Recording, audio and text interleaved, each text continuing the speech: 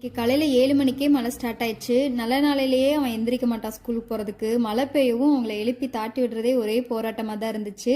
சூற மீன் குழம்பும் மீன் வறுவலும் தான் இன்றைக்கி ஸ்கூலுக்கு கொடுத்து விடலான்ட்டு. இவங்க ஸ்கூலில் மீன் அலவுடு, நிறைய பேர் பொரிச்சது எல்லாமே கொண்டு வருவாங்க. அதனால தான் இவனும் கேட்டான்.